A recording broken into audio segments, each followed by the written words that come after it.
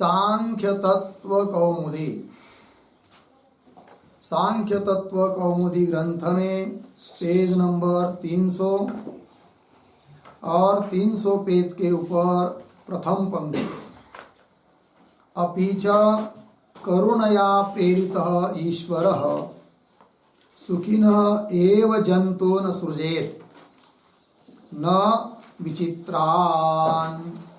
ठीक है, देखो भाई, तो बात यह चल रही है कि कारिका नंबर 57 का विचार हो रहा है। पूर्व पक्ष ने कहा था कि हे सिद्धांती, हे सांख्य लोग, तुम लोग जगत की निर्मिति केवल प्रकृति से मानते हो, किंतु प्रकृति तो जड़ है, तो जड़ प्रकृति कैसी समस्त प्रपंच को बनाएगी, सृष्टि को बनाएगी? बना नहीं सकती। अतः तुम क्या करो कि चेतन से अधिष्ठित है प्रकृति, चेतन से प्रेरित है प्रकृति, और चेतन से प्रेरित जो प्रकृति, वह प्रकृति जगत को बना देती है, ऐसा मानो। फिर वो चेतन जीव चेतन नहीं ले पाओगे, क्योंकि वो अल्पज्ञ है, प्रकृति के स्वरूप को जानता नहीं है। अतः चेतन करके ईश्वर को लेना पड़ेगा। अतः ईश्वर से अधिष्ठित प्रकृति के द्वारा ये जगत बनता है, यह तुम लोगों ने मानना चाहिए, पूर्व पक्षी ने कहा था। उसका उत्तर दिया सांख्याचार्य लोगों ने 57 नंबर कारिका से कि जड़ की प्रवृत्ति होती ही नहीं है, यह बात नहीं। व्यवहार में ऐसे कई उदाहरण मिलते हैं कि जड़ की प्रवृत्ति हो रही है। बोलेंगे उदाहरण बताओ, तो उन्होंने उदाहरण दिया जैसे क्षीर अर्थात दूध जड़ है, वत्स के स्वरूप को जानता नहीं है, अज्ञानी जड़ है, तो भी उसकी प्रवृत्ति हो रही है, स्तन से बाहर आ रहा है। इसलिए वत्स विवृद्धि निमित्तम, उस वत्स को बढ़ाने के निमित्त से अचेतन की भी प्रवृत्ति हो रही है। उसी प्रकार जो प्रधान है उसकी भी प्रवृत्ति हो जाएगी। किस लिए? पुरुष विमोक्ष निमित्तम, पुरुष को मोक्ष देने के लिए जड़ जो प्रधान है उसकी भी प्रवृत्ति हो जाएगी, ऐसा बता दिया। किसने? सिद्धांतियों ने। ठीक है। फिर उसके ऊपर पुनः कहा पूर्व पक्षी ने कि क्या ये तुम्हारा कहना ठीक नहीं है कि नहीं? चेतन से ही प्रवृत्ति होनी चाहिए, चेतन से अधिष्ठित होकर प्रवृत्ति होनी चाहिए, यही मानना चाहिए। तब उसने कहा पुनः कि अरे भाई, जो भी चेतन की प्रवृत्ति होती है वह स्वार्थ या कारुण्य से होती है। कोई भी बुद्धिमान हो प्रवृत्त होता है तो स्वार्थ के लिए, नहीं तो कारुण्य के लिए। और ईश्वर के द्वारा यदि तुम प्रेरित मानेंगे प्रकृति को और ऐसे प्रकृति से जगत मानेंगे, अर्थात ईश्वर से जगत उत्पन्न हो रहा है प्रकृति की सहायता लेकर, ऐसा यदि कहोगे, ईश्वर भी क्या है? प्रेक्षावान है। अतः उसकी प्रवृत्ति भी माननी पड़ेगी। किससे? स्वार्थ से या कारुण्य से। किंतु ईश्वर में तो न तो स्वार्थ है न तो कारुण्य सिद्ध हो सकता है। स्वार्थ क्यों नहीं है ईश्वर में? इसलिए कि वो आप्त काम है। कोई चीज उसको अप्राप्त है और उसको प्राप्ति के लिए प्रयत्न कर रहा है, ऐसी बात है नहीं। स्वार्थ कहां से आएगा? स्वार्थ नहीं उसमें। फिर बोलेंगे कारुण्य, कारुण्य भी सिद्ध नहीं होगा, क्योंकि कारुण्य कब आता है? कारुण्य है क्या? तो दूसरों का दुख नष्ट करने की जो इच्छा, उसका नाम है कारुण्य। तो पहले दुनिया रहे, जीव जंतु रहे, उसमें दुख दिखाई दे, तब उस दुख की निवृत्ति की इच्छा होगी, तब कारुण्य मानेंगे। किंतु जगत उत्पन्न होने के पहले जगत बनाने वाला जो ईश्वर है, अभी जगत बना ही नहीं है, शरीर आदि बने नहीं है, विषय बने नहीं है, उनमें दुख बना नहीं है, तो दुख की निवृत्ति की इच्छा रूप कारुण्य ईश्वर में कहां से सिद्ध होगा? जगत उत्पन्न होने के पहले तो कारुण्य की सिद्धि नहीं है। इसके बावजूद भी यदि तुम कारुण्य से सृष्टि बनती है, कारुण्य से ईश्वर प्रेरित होता है, ऐसा मानेंगे, करुणा है उसमें, तब अन्योन्याश्रय दोष आएगा। क्योंकि जगत उत्पन्न होने के पहले ईश्वर है, उसमें कारुण्य तो है नहीं, किंतु कारुण्य से जगत उत्पन्न मानेंगे। और कारुण्य कब आता है? जगत सृष्टि उत्पन्न होने के बाद, दुख देने के बाद। तो सृष्टि के आधार पर कारुण्य, कारुण्य के आधार पर सृष्टि, तो अन्योन्य आश्रय दोष आएगा, उसका निवारण नहीं कर सकोगे। अतः जरूरत नहीं है ईश्वर की। प्रकृति जड़ है तो भी इस जगत को बना सकती है। ये कह दिया किसने? सिद्धांतियों ने। उस पर अब और बोल रहे सिद्धांती क्या कहेंगे कि यदि ईश्वर में तुम कारुण्य मानोगे तो जैसा अन्योन्य आश्रय दोष आया अभी पीछे, उस प्रकार और भी दोष आएंगे। वही बात बता रहे अपीच इत्यादि पंक्ति से। तो ये जो पंक्ति चालू हुई ना अपीच, उसके पूर्व में एक वाक्य लिखिए अवतरण के रूप में। ईश्वरस्य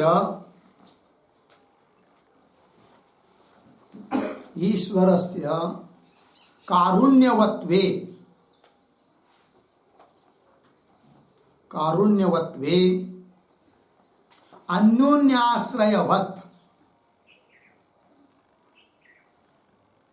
अन्योन्याश्रयवत् दूषणांतरम अपि आह।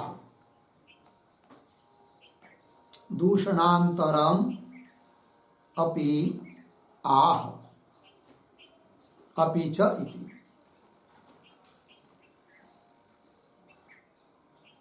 ठीक है, देखो भाई, ईश्वर में यदि कारुण्य मानेंगे, कारुण्य वाला ईश्वर मानेंगे, तो अन्योन्य आश्रय जैसा दोष दिखाया, उस प्रकार अन्य और भी दोष आएंगे। कौन कौन दोष आएंगे? तो बता रहे अपीच इत्यादि पंक्ति से। तो पंक्ति को पढ़ता हूं, आप लोग देखिए।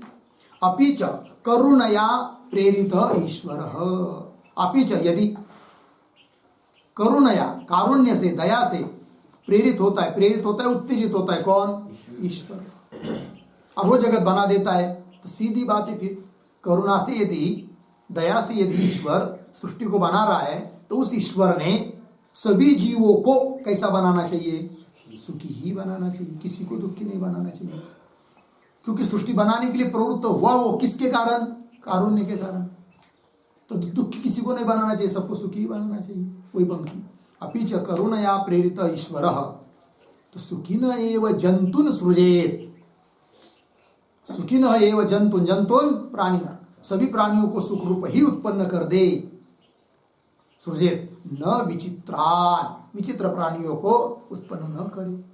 कौन? ईश्वर। इतनी बात लगी। ये जो पंक्ति है ना, इस पंक्ति का थोड़ा सा अर्थ हम लोग लिख लेते हैं।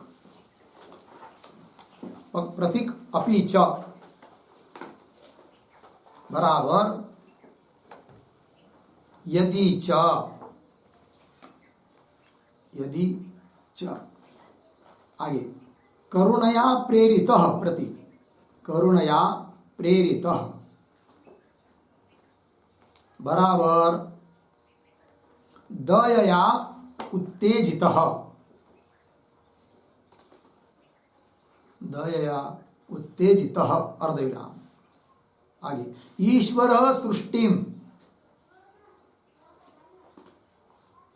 ईश्वर सृष्टिम प्रकृति द्वारिकाम कुर्यात्,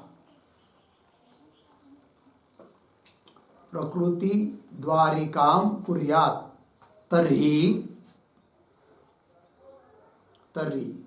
फिर प्रतीक है जंतोन बराबर प्राणिनः अर्धविराम। आगे सुखिनः एव सृजेत, सुखिनः एव सृजेत अर्धविराम। आगे प्रतीक न तु विचित्रान, न तु विचित्रान बराबर विभिन्न सुख दुख मोहादिमतः, विभिन्न सुख दुख मोहादिमतः न सृजेत इति, न सृजेत इति पूर्णविराम। तथा च सर्वजगतः सर्व जगत सुखैक गुणकत्वापत्ति, सुखैक गुणकत्वापत्ति, सुखैक गुणकत्वापत्ति, त्रिगुणकत्व व्याहति च,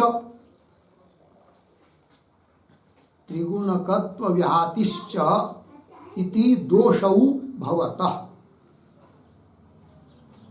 इति दोषौ भवतः इति भाव, इति दोषौ भवतः इति भाव। ठीक, देखो भाई अर्थ। यदि च, मूल में आए ना अपि च, यदि च करुणया दया से प्रेरित उत्तेजित ईश्वर सृष्टिम, सृष्टि को बना दे प्रकृति के माध्यम से, प्रकृति द्वारिकाम कुर्यात, सृष्टिम कुर्यात, तर्हि तब जंतुन प्राणिनः सुखिनः एव सृजेत, सभी प्राणियों को सुखी ही निर्माण कर दे। किसी को दुखी, किसी को सुखी, ऐसा क्यों उत्पन्न करेगा? फिर दया से उत्पन्न कर रहे थे। सुखिनः एव सृजेत, न तो विचित्रान, विचित्रान का अर्थ कर रहे विभिन्न सुख दुख मोहादि मत, अलग अलग कोई सुखी कोई दुखी कोई मोह, इस प्रकार से न सृजेत इति। तथा च, और ऐसा होगा तो क्या होगा फिर? तथा च सर्व जगत सुखैक गुणकत्वापत्ति, सभी दुनिया को यदि सुख रूप ही बना दे तो सब में एकमात्र सुख गुण ही मिलेगा। सुखैक गुण वाली सृष्टि है। सुख गुण से मतलब, सुख मतलब क्या? सत्व गुण, सत्व गुण वाली ही सृष्टि है, सत्व गुण से सृष्टि उत्पन्न हुई है, ये कहना पड़ेगा फिर, क्योंकि सत्व गुण से सुख होता है। तो सुखैक गुणकत्वापत्ति, फिर होगा क्या? त्रिगुणकत्व व्याहति, तो ये दो दोष आएंगे। सब सृष्टि एकमात्र सत्व गुण सुख गुण वाली हो जाएगी, एक दोष। दूसरा दोष, इस सृष्टि को त्रिगुणात्मक माना है, उसका खंडन हो जाएगा, ये दूसरा दोष ये आएगा। त्रिगुणकत्व व्याहति च इति दोषौ भवतः इति भावः। लग गया जी? तो क्या कह दिया अभी तक? यदि केवल करुणा से प्रेरित मानेंगे तो ये दो दोष आएंगे, ये आज तक हो गया। अब कदाचित वो पूर्व पक्षी बोलेंगे सिद्धांतियों को, क्या? अरे भाई, ईश्वर तो करुणा से ही सृष्टि को उत्पन्न करता है। फिर बोलेंगे अभी अभी हमने आक्षेप किया था सभी को सुख रूप बना दे, वो क्यों कैसा नहीं करता है? तब बोलेगा वो पूर्व पक्षी, क्या? यद्यपि करुणा से ईश्वर सृष्टि को बना रहा है, किंतु उस जीव के कर्म को लेकर, कर्म के निमित्त से। तो कर्म सापेक्ष ईश्वर सृष्टि को बनाता है, अतः जिसका जैसा कर्म होगा उसको वैसा सुख दुख प्राप्त होगा। इसमें ईश्वर का क्या दोष है? ऐसा कहेगा कौन? पूर्व पक्षी। पूर्व पक्षी मतलब कौन? मतलब कौन? ईश्वर कारणवादी। यहाँ पर पूर्व पक्षी कौन है? मध्वादी, जो ईश्वर को कारण मान रहे हैं। और सिद्धांति कौन है? सांख्य लोग। ठीक है ना? इस प्रकार यदि कहेगा पूर्व पक्षी कर्म को लेकर ईश्वर बनाता है, तब भी उसका उत्तर दे रहे आगे पंक्ति से की कर्म वैचित्र्यात् वैचित्र्यम इति चेत्, ऐसा यदि पूर्व पक्षी बोलता है तो उत्तर दे रहे क्या? कृतम अस्य प्रेक्षावत कर्माधिष्ठानेन, तब ईश्वर, तब और दोष आएगा भाई, क्या? ईश्वर अन्यथा सिद्ध हो जाएगा। क्या कह रहे आगे? इति चेत के आगे कैसा है? कृतम अस्य प्रेक्षावत कर्माधिष्ठानेन, अन्वय प्रेक्षावत अस्य, फिर आगे कर्माधिष्ठानेन कृतम, कृतम अलम व्यर्थम। ठीक है ना? तो ईश्वर को प्रेरणा देने वाला मानने की जरूरत नहीं फिर, क्योंकि कर्म ही है ना, कर्म को लेकर बना रहा है ना, तो कर्म ही क्या करेंगे फिर? प्रकृति को प्रेरित करेंगे, है कि नहीं? फिर वो प्रकृति जगत को बना देंगी, ईश्वर को मानने की क्या जरूरत है फिर? प्रकृति को प्रेरित करने के लिए ईश्वर की मानने की जरूरत क्या? और तो भी तुम मानेंगे तो अन्यथा सिद्ध हो जाएगा। कौन? ईश्वर। कर्मों को लेंगे तो अन्यथा सिद्धि दोष आता है, ये कह रहे हैं सिद्धांति पूर्व पक्षी को। ठीक है? तो ये जो पंक्ति है ना, कर्म वैचित्र्यात् से लेकर कर्माधिष्ठानेन यहाँ तक, ये पूरी पंक्ति, तो उसके आधार पर थोड़ा सा हम लोग लिखते हैं। अथ उच्चेत,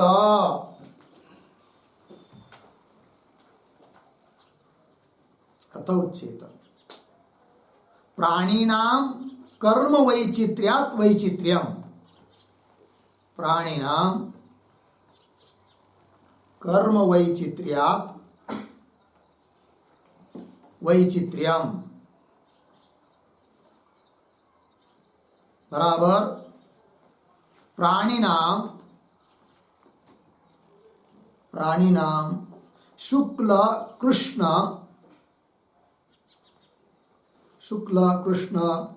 शुक्ल कृष्णात्मक कर्मणः शुक्ल कृष्णात्मक कर्मणः वैचित्र्यात्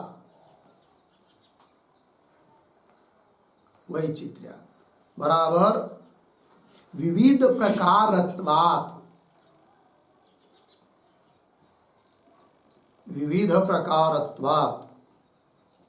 तत्सहायः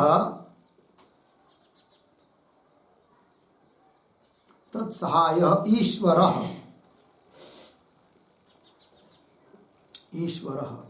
प्राणिनां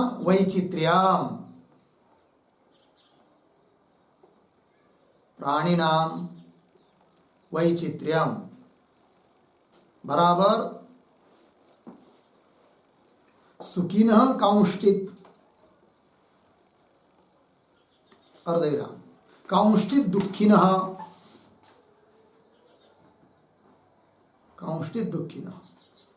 मोहिनः तथा इति सृजेत इति चेत पूर्ण विराम। तो ये जो लिखा ना इतना कितने अंश पर लिखा है, मूल में आया ना, कर्म वैचित्र्यात् वैचित्र्यम इति चेत, इतने कई लिखा है। फिर आगे जो कृतम अद्यादि उसके आगे थोड़ा लिखेंगे तो थोड़ा लिख लेते पैराग्राफ छोड़कर। तर्हि ईश्वरः अन्यथा सिद्धः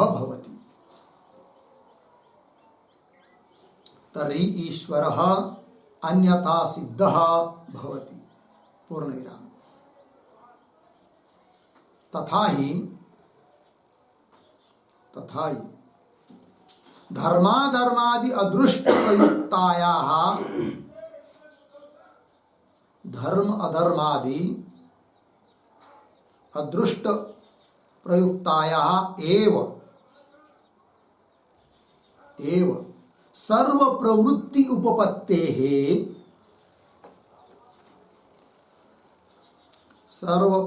उपपत्तेः फिर प्रतीक प्रेक्षावतः बराबर कारण अपरोक्ष ज्ञानादिमतः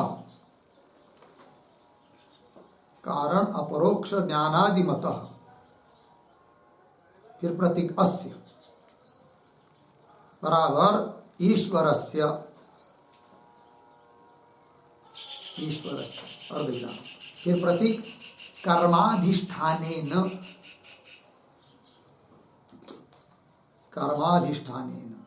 बराबर कर्म क्रिया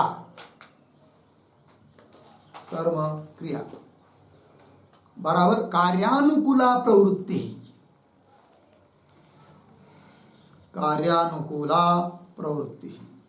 तद्वत् प्रकृति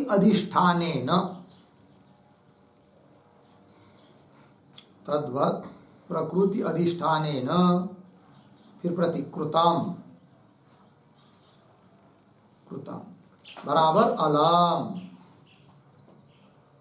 अलम अर्धविराम। आगे पुण्यादि कर्मणा एव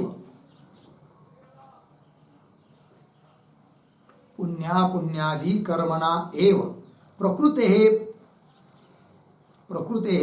प्रवृत्ति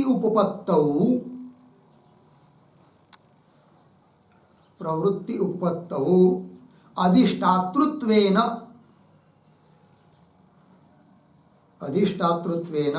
प्रवर्तकः अभिमतः ईश्वरः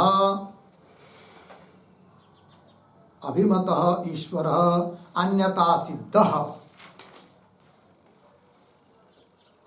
सिद्धः इति दूषणांतरम इति भाव, इति दूषणांतरम इति भाव। ठीक है, देखो भाई अर्थ। उच्चेत यदि कहेगा पक्षी, क्या कहेगा? प्राणी नाम कर्म वैचित्र्यात वैचित्र्य, प्राणियों का कर्म भिन्न भिन्न, इसलिए विचित्र सृष्टि हो रही है। तब कह रहे कर्म वैचित्र्यात वैचित्र्य, प्राणी नाम, प्राणियों का कर्म, कैसा कर्म? 3 प्रकार का कर्म होता है, शुक्ल कर्म, कृष्ण कर्म, शुक्ल कृष्ण कर्म।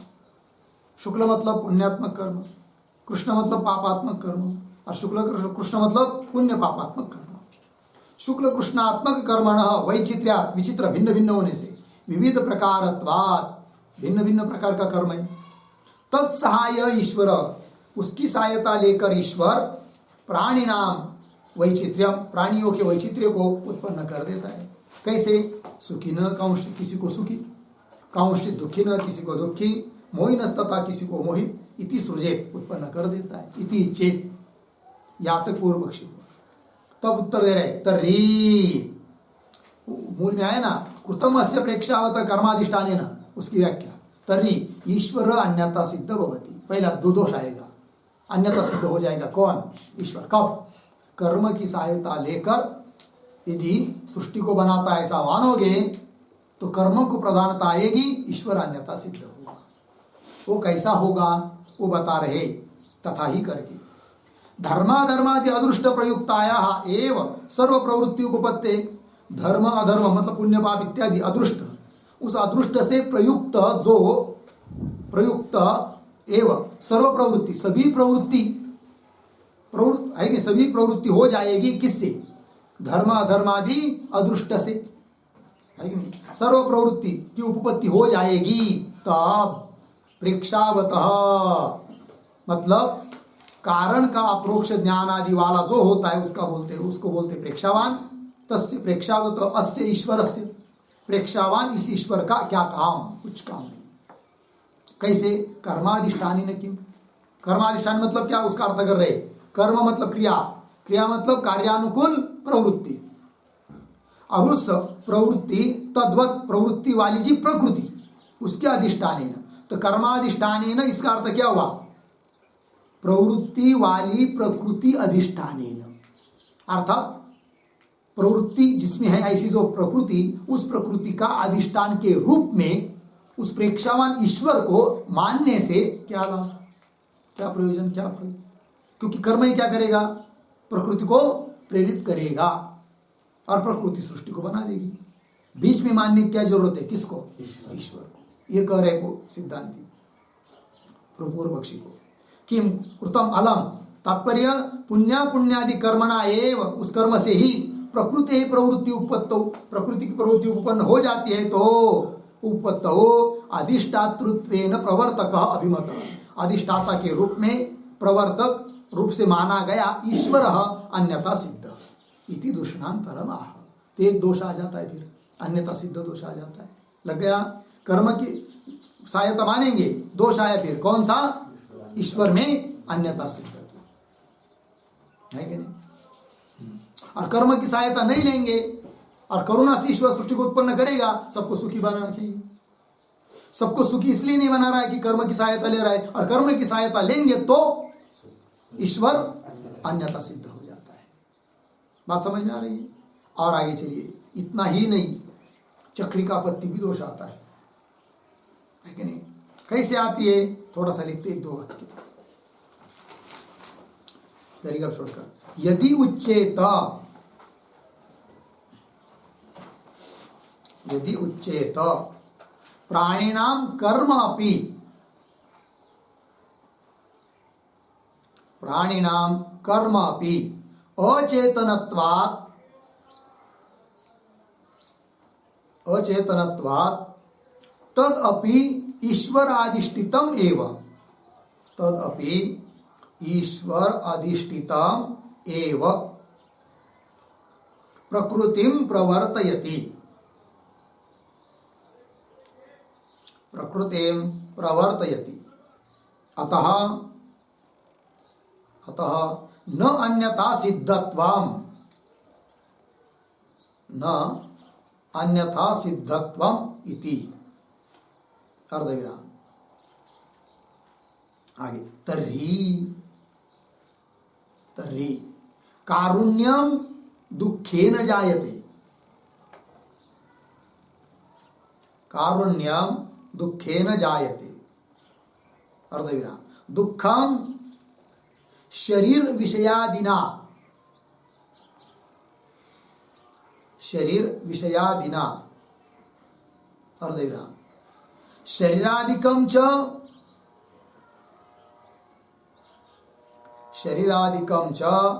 सकरुण ईश्वर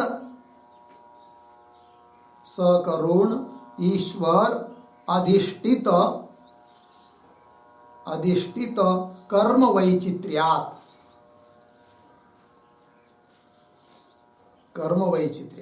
अर्धविराम। तत्र च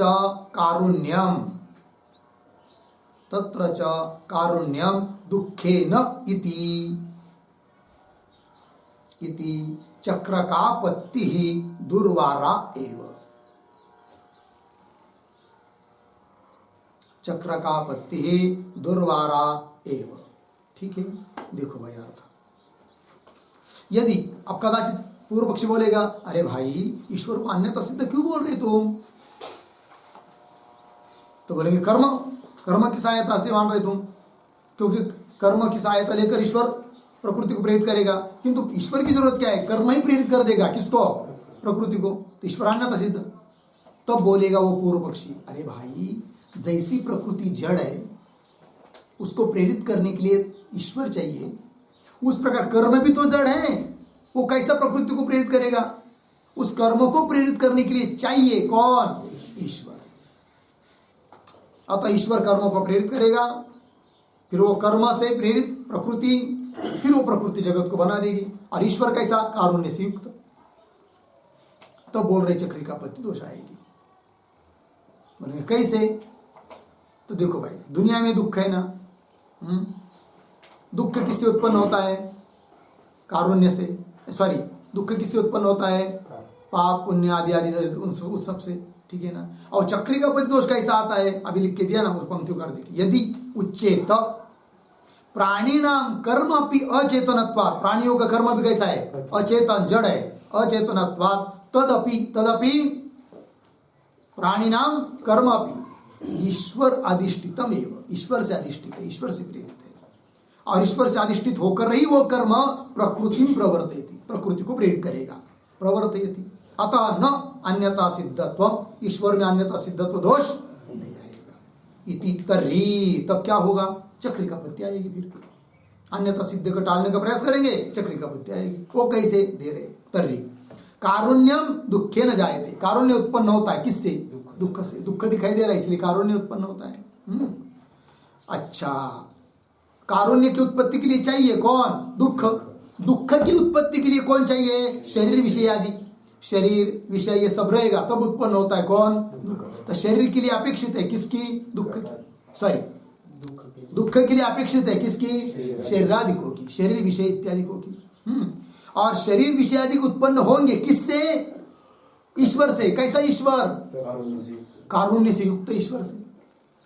और वो कारुण्य उत्पन्न होगा किससे? दुख से। दुख उत्पन्न होगा किससे? शरीरादिक से, है कि नहीं? दुख के लिए कारण कौन है? शरीरादिक। शरीरादिक के लिए कारण कौन? सकरुण ईश्वर, कारुण्य वाला ईश्वर। कारुण्य के कारण कौन? दुख। दुख के लिए कारण कौन? शरीरादिक। घूमो चक्रिकापत्ति। पंक्ति देखिए भाई। तो कारुण्यम दुःखेन जायते, और वो दुख शरीर विषयादिना। और शरीर विषयादिक सकरुण, करुणा से युक्त ईश्वर से अधिष्ठित कर्म के वैचित्र्य से, है कि नहीं? क्या करेगा? ईश्वर सृष्टि को उत्पन्न करेगा। बराबर है कि नहीं? करुणा आ गई ना उसमें, किंतु वो कारुण्य किससे आ रहा है? दुख से। दुख किससे आ रहा है? शरीरादिक से। शरीरादिक किससे आ रहे हैं? सकरुण ईश्वर से। सकरुण ईश्वर कहाँ से? दुख से, है कि? कारुण्य ईश्वर में दुख से आ रहा है ना, सब चक्री का वही। सकरुण ईश्वर अधिष्ठित कर्म वैचित्र्य, तत्र उसमें से, है नहीं? करुणावान ईश्वर वगैरह जो है ना, उसमें कारुण्यम दुःखेन इति चक्रिकापत्ति, आपत्ति प्राप्ति, दुर्वारा, उसका वारण नहीं कर पाओ। लग गया जी, दुर्वारा एव होगा इतना। आगे चलिए फिर, अब क्या है भाई, तब आगे कह रहे तद अधि मूल में तद अनधिष्ठान मात्रात एव इत्यादि पंक्ति ना, तो तद अनधिष्ठान मात्रात एव अचेतनस्यापि कर्मणः प्रवृत्ति अनुपपत्तेः तत्कार्य शरीर इंद्रिय विषय अनुपत्तो दुखानुपत्तेः अपि सुकरत्वात्। ठीक है ना, क्या बता रहा है इससे बात ये बता रही कि सृष्टि की अनुपत्ति हो जाएगी। सृष्टि की क्या हो जाएगी, अनुपत्ति होगी।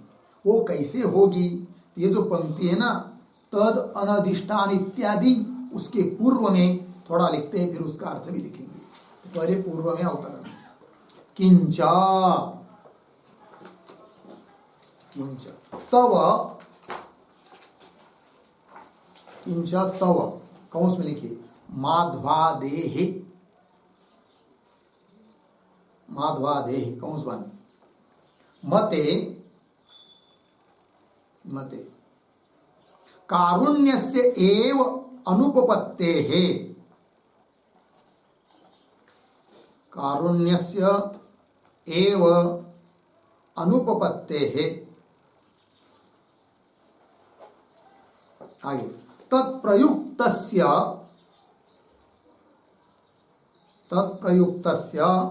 ईश्वरस्य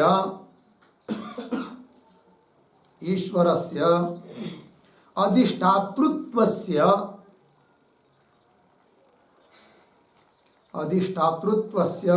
एव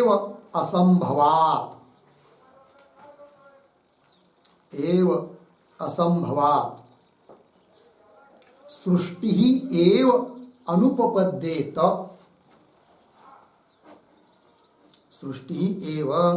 अनुपपद्येत इति आह तद अनधिष्ठान इत्यादिना सुकरत्वात् इति अंतेन तद अनधिष्ठान इत्यादिना सुकरत्वात् इति अंतेन। ठीक है, हो गया। क्या कहेंगे इस पंक्ति, यहां से लेकर यहां से पंक्ति से क्या बात बताई जाएगी, वो बता दिया अभी अवतरण के में। फिर उस पंक्ति का स्पष्टीकरण करेंगे। पहले लिख लीजिए, किंच तव, सिद्धांति बोल रहे, सांख्याचार्य लोग बोल रहे उन पूर्व पक्षी को, तव माध्वादे मते, मध्वाचार्य आदि के मतों में कारुण्यस्य एव अनुपपत्ति, कारुण्य की क्या है, अनुपत्ति है, अनुपत्ति है। तत्प्रयुक्त ईश्वरस्य, कारुण्य की अनुपत्ति होने से उसके द्वारा प्रयुक्त जो ईश्वरस्य अधिष्ठातृत्वस्य एव असंभव है कि नहीं, उस प्रकार का ईश्वर में अधिष्ठातृत्व का ही क्या हो जाएगा, असंभव। और असंभव होने से सृष्टि ही अनुपपद्येत, सृष्टि ही उत्पन्न नहीं होगी। इस बात को बोल रहे तद अनधिष्ठान इत्यादि के द्वारा। तो कह रहे देखिए तथा ही, आगे लिखते फिर उसका अर्थ लिखते मूल पंक्ति का, तो लिखते तथा ही आगे सर्ग प्राक्षणे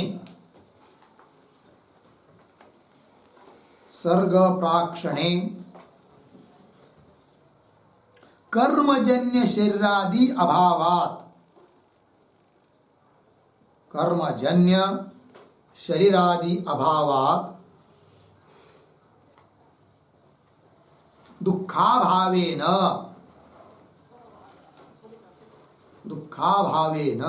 कारुण्य अनुपपत्तेः,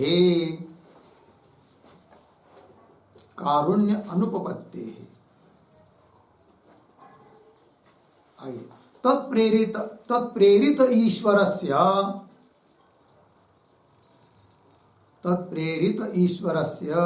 तदानीं क्षणे कर्माधिष्ठातृत्व असंभवात्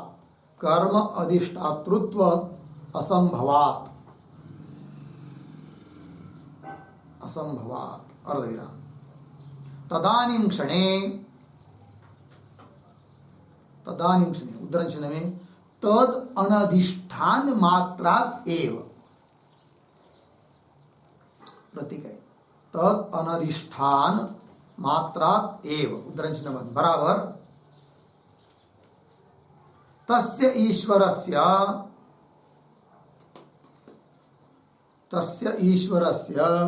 यद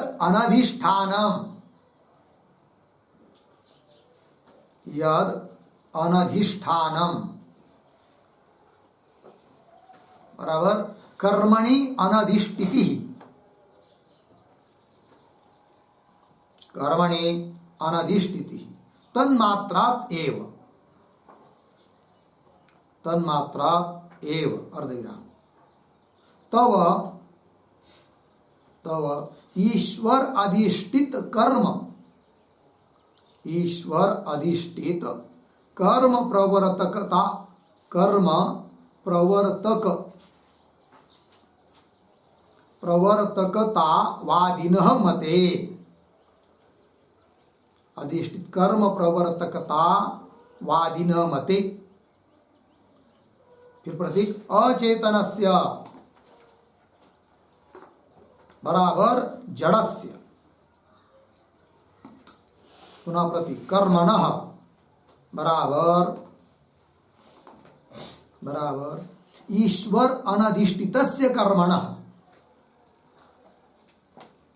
ईश्वर अनधिष्ठितस्य कर्मणः प्रवृत्त्यनुपपत्तेः, प्रवृत्त्यनुपत्तेः बराबर सृष्टि अनुकूल क्रियात्मिकायाः, सृष्टि अनुकूल क्रियात्मिकायाः प्रवृत्तेः अनुपपत्तेः, अनुपपत्तेः बराबर अनुपपन्नत्वात्, अनुपपन्नत्वात् अर्धविराम, फिर आगे प्रतीक तत्कार्य शरीर इंद्रिय विषय अनुपपत्तौ, तत्कार्य शरीर इंद्रिय विषय अनुत्पत्तौ बराबर तस्य विचित्र कर्मणः कार्यम, तस्य विचित्र कर्मणः कार्यम यत् शरीरम इंद्रियाणि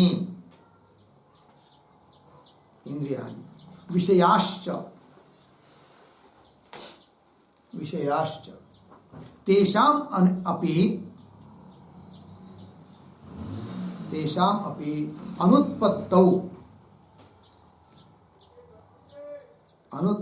बराबर अनुत्पन्नत्वात् अर्धविराम, फिर प्रतीक दुखानुपपत्ते,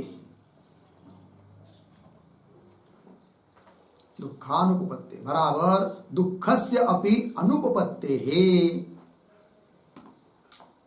दुःखस्य अपि अनुत्पत्तेः, दुःखस्य अपि अनुत्पत्तेः अपि अर्धविराम, फिर प्रतीक है सुकरत्वात् बराबर सुतराम उपपद्यमानत्वात् अर्धविराम, आगे कारुण्यमेव नोत्पद्येत,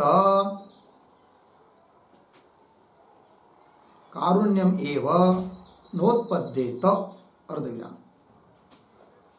आगे कारुण्य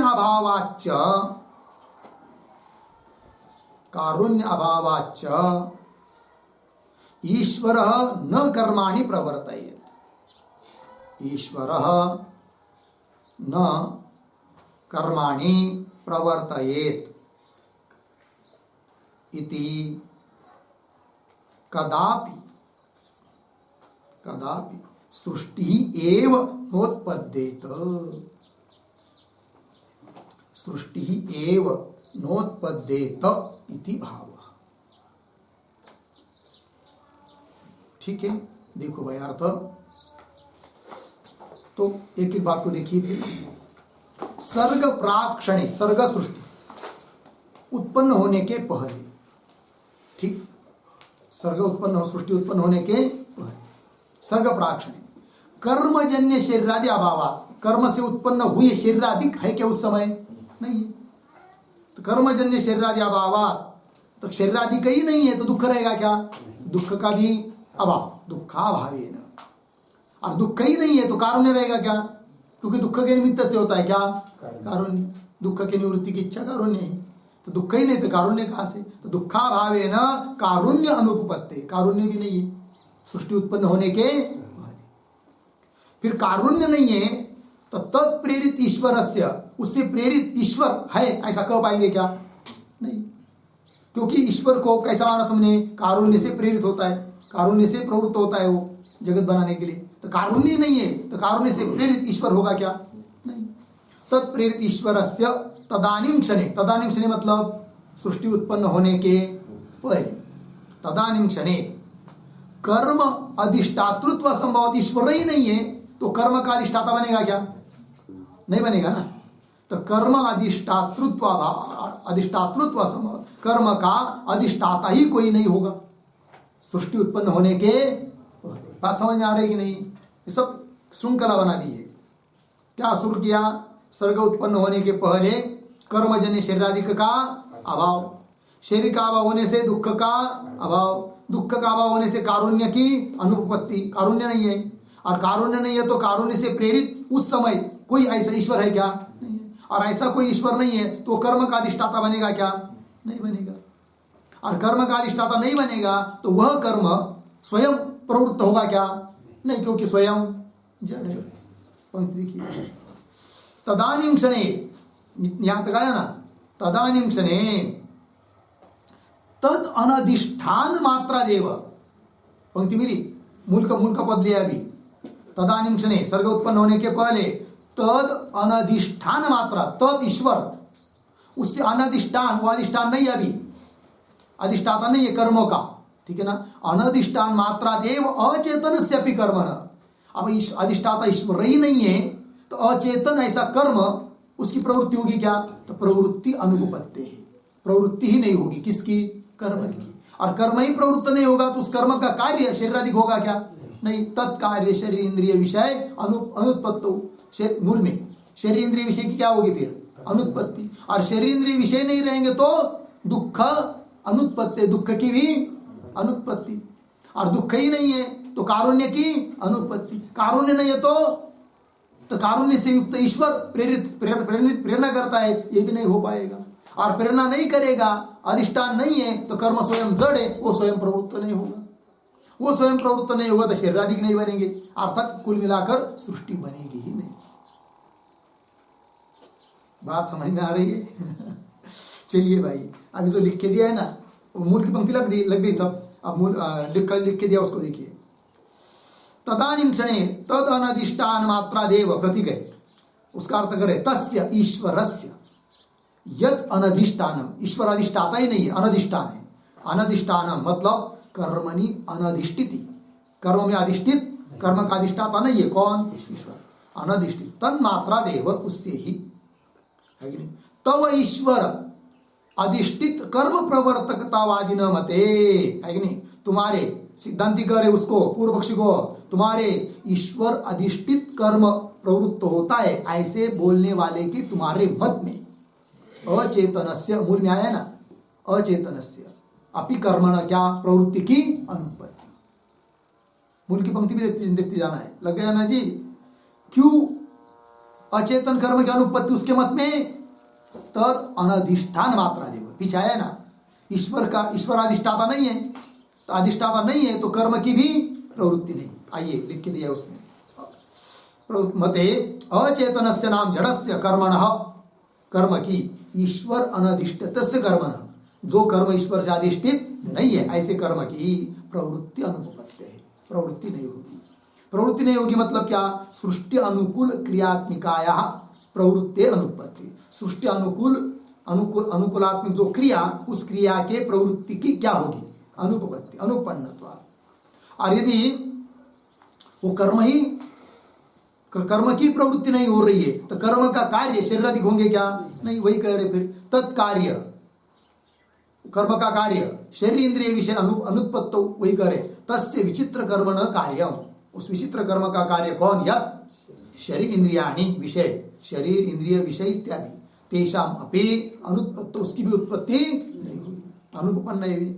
और शरीर इंद्रियादि विषय नहीं है तो दुख की अनुत्पत्ति, दुख नहीं होगा। वही करे दुख अनुत्पत्ति, दुख से अपि अनुत्पत्ति है। इसलिए सुकरात सूत्राम उपपद्यमानत्वात्, सूत्राम ये उत्पन्न हो जा रहा है। फिर क्या? कारुण्यम एवं नोत्पद्येत, दुख नहीं तो कारुण्य कहां से होगा? कारुण्यम नोत्पद्येत, कारुण्य अभावात ईश्वर न कर्माणि प्रवर्तित, कारुण्य ही नहीं है तो ईश्वर कर्म को प्रेरित नहीं करेगा। कारुण्य अभावात ईश्वर न कर्माणि प्रवर्तयेत, और कर्म को प्रेरित नहीं करेगा तो कर्म स्वयं प्रवृत्त नहीं होगा, और कर्म प्रवृत्ति नहीं होगा तो शरीर इंद्रियादिक नहीं बनेंगे, वो नहीं बनेगा तो दुख नहीं बनेगा, दुख नहीं बनेगा तो कारुण्य नहीं होगा, अर्थात सृष्टि निर्माण नहीं होगी। न कर्माणि प्रवर्तयेत इति कदापि सृष्टि एव नोत्पद्येत, सृष्टि उत्पन्न नहीं होगी। अतः सीधी सीधी बात, भले महात्मा हमारी बात मान लो, कौन कहेंगे? सिद्धांती सांख्याचार्य लोग। किसको? हाँ, मतवादी को क्या माने, क्या कहेंगे? ईश्वर के चक्कर में मत पड़ो, ये तो बड़ी आफत। सीधी सीधी प्रकृति क्या कर रही है? जगत को बना देती है, ऐसा मान लो। कौन कहता है? सांख्याचार्य। और जड़ की प्रवृत्ति कैसी होगी, इसका भी हम निराकरण कर दिया। जड़ दूध की प्रवृत्ति होती है तो प्रकृति की प्रवृत्ति क्यों नहीं होगी? दूध जड़ है कि नहीं? वत्स विवृत्ति के निमित्त से प्रवृत्त होता है। हम भी कहेंगे क्या? पुरुष को मोक्ष देने के लिए प्रवृत्त हो जाती है जड़ होते हुए भी। कौन? प्रकृति। ऐसा कह दिया उसने, ठीक है। चलो भाई, और इसका खंडन भी अन्य शास्त्र में है। पतंजलि सूत्र सीखेंगे तो उसमें क्या है? ईश्वर माना है उन्होंने, और ईश्वर के ही द्वारा सब कुछ होता है, तो इन सभी बातों का खंडन हो जाता है, ठीक है ना। चलिए, क्यों सांख्याचार्य लोग ईश्वर को मानते नहीं है ना, इसलिए वो तो अपनी बात ही बोलेंगे ना।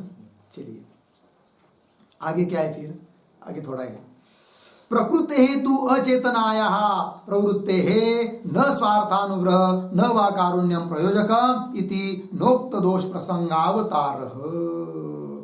ठीक है, क्या होगा? क्या नहीं होगा? थोड़ा ही वैसा। चलिए, तो ये जो प्रकृति हेतु है ना इत्यादि, खंडन छोड़ दिया, खंडन होगा पूरा। अब अपनी बात बता रहे, प्रकृति के पूर्व में एक वाक्य लिखेंगे समझ में आएगा। क्षीरस्य इव, क्षीरस्य इव जड़स्य, जड़स्य चेतन अनधिष्ठितस्य, चेतन अनधिष्ठितस्य, अनधिष्ठितस्य प्रवृत्तिवादिनां, प्रवृत्तिवादिनां अस्माकं सांख्यमते तु, अस्माकं सांख्यमते तु, ठीक है, सांख्यमते तु प्रकृतेः इति हो गया। अब सांख्याचार्य ने उनका तो खंडन कर दिया, अब स्वयं की बात बता रहे हैं। क्या? क्षीरस्य इव, दूध जैसा जड़ है उस प्रकार प्रकृति भी जड़ है। जड़ है मतलब चेतन अनधिष्ठित, चेतन से अधिष्ठित नहीं है। ऐसे जड़ की भी प्रवृत्ति हो जाती है। ऐसे मानने वाले हमारे मत में तो कोई दिक्कत नहीं है। सांख्याचार्य लोग बोल रहे हैं कैसे, क्या? पंक्ति को देखिए, प्रकृते हेतु अचेतनाया प्रवृत्ते है, थोड़ा अन्वय इतने का ही, तू अचेतनाया पीछे प्रकृते है, आगे प्रवृत्ते है, ठीक है ना। तू परंतु अचेतनाया प्रकृति, अचेतन ऐसी जो प्रकृति, उस प्रकृति को जो प्रवृत्ति, प्रवृत्ति मतलब सृष्टि अनुकूल प्रवृत्ति, सृष्टि बनाने के लिए प्रवृत्ति, प्रवृत्ति है न स्वार्थानुग्रह न वा कारुण्य प्रयोजक, उस प्रकृति को प्रेरित करने के लिए न तो स्वार्थ की जरूरत है न तो कारुण्य की जरूरत है। और तुम ईश्वर को यदि मानते हैं तो वहां पर जरूरत पड़ती फिर स्वार्थ की और कारुण्य की, क्योंकि नियम बनाया था जो जो चेतन की प्रवृत्ति होती है वह एक तो स्वार्थ से नहीं तो कारुण्य से। और हमारी प्रकृति जड़ है प्रवृत्त होने वाली, अतः उसको स्वार्थ की और कारुण्य की जरूरत नहीं है। वही कह रहे, न स्वार्थानुग्रह न वा कारुण्यम प्रयोजक, है कि नहीं? और ऐसा नहीं है, कारुण्य भी प्रयोजक नहीं है, स्वार्थ भी जरूरत नहीं है, इसलिए इति न उक्त दोष प्रसंगावतार, अवतार अवसर, वो जो अभी जो ईश्वर कारणवादी के मत में जो दोष दिए वो कोई भी दोष हमारे मत में आते नहीं है। न उक्त दोष प्रसंगावतार, लग गया? चलिए फिर आगे, पारार्थ्य मात्रम तु प्रयोजकम उपपद्यते। हमारे यहाँ प्रवर्तक कौन है? केवल पारार्थ्यम, पारार्थ्य मात्रम। पारार्थ्य मात्रम मतलब क्या? उसका अर्थ लिखिए, पारार्थ्य मात्रम बराबर परस्य, परस्य पुरुषस्य अर्थः, परस्य पुरुषस्य अर्थः प्रयोजनम, प्रयोजनम मोक्षः, स एव प्रयोजकः, स एव प्रयोजकः सर्ग प्रवृत्तौ इत्यर्थः, सर्ग प्रवृत्तौ इत्यर्थः। ठीक, देखो भाई, पारार्थ्य मात्रम, पारार्थ्य मतलब क्या? तो बता दिया, परस्य पुरुषस्य अर्थः, पर पुरुष का, पर मतलब कौन? पुरुष, पुरुष का अर्थ मतलब पुरुष का प्रयोजन, पुरुष का प्रयोजन क्या है? मोक्ष, है ना? मोक्ष, सएव प्रयोजक, वो मोक्ष ही प्रयोजक है। किसका? प्रकृति का, प्रकृति को प्रवृत्त करने के लिए कारण, निमित्त, प्रयोजक कौन? मोक्ष, मोक्ष देना है ना भाई, पुरुष को हम प्रवृत्त हो जाती है, ऐसा कहती है कौन? प्रकृति, प्रकृति प्रवृत्त हो जाती है। मोक्ष सएव प्रयोजक, किस लिए? सर्ग प्रवृत्तौ इत्यर्थः। हो गया ना जी? वही दिया है, पारार्थ्य मात्रम तु प्रयोजकम उपपद्यते, अर्थात हमारे प्रकृति को प्रवृत्त कराने के लिए प्रयोजक न तो स्वार्थ है न तो कारुण्य है, किंतु है प्रयोजक कौन? मोक्ष, वो भी स्वयं के लिए नहीं, किसको देना है मोक्ष? पुरुष को। पारार्थ्य मात्रम तु प्रयोजकम उपपद्यते, लग गया? तस्मात् सुष्टु उत्तम, इसलिए बहुत बढ़िया बात कही है मूल ग्रंथकार ने। क्या कही है? वत्स विवृद्धि निमित्तम इति, ये श्लोक में बता दिया है ये बात। यहां पर एक पद आया तस्मात्, तस्मात् का अर्थ लिखिए, तस्मात् बराबर ईश्वर अधिष्ठित, ईश्वर अधिष्ठित प्रकृति कारणत्व कारणत्वादिवादी मते, प्रकृति कारणत्वादि, प्रकृति कारणत्वादि वादी मते, वादी मते अन्योन्याश्रयत्वादि दोषवत्वात्, अन्योन्याश्रयादि दोषवत्वात् सांख्यमते च, सांख्यमते च दोष गंधा गंध अजनक, दोष दोष गंध अनवकाशात, ऐसा दोष गंध अनवकाशात हेतु हो इत्यर्थः। ठीक, देखो भैया, तस्मात् का अर्थ, तस्मात् इसलिए मतलब ईश्वर अधिष्ठित प्रकृति आदि कारण को मानने वाले, प्रकृति आदि कैसे? ईश्वर से अधिष्ठित है, ऐसे मानने वाले के मत में अन्योन्य आश्रयादि दोष होते हैं, और हमारे सांख्य मत में दोष गंध का भी अवकाश नहीं है, बिल्कुल थोड़ा भी दोष नहीं है। इसलिए तस्मात् सुष्टु उत्तम, अच्छी तरह से कह दिया है मूल कारिकाकार ने। क्या कहा है? वत्स विवृद्धि निमित्तम, यथा क्षीरस्य, श्लोक पाठ नहीं किए, वत्स विवृद्धि निमित्तम यथा क्षीरस्य प्रवृत्ति, वत्स विवृद्धि निमित्तम क्षीरस्य यथा प्रवृत्ति अज्ञस्य, पुरुष विमोक्ष निमित्तम तथा प्रवृत्ति प्रधानस्य। ये बात बोली गई है, वो बात बराबर है, ये कह दिया। इसके साथ साथ 57 नंबर की कारिका का व्याख्यान पूरा हुआ। आगे का विचार हम लोग कल करेंगे। ओम पूर्णमदः पूर्णमिदं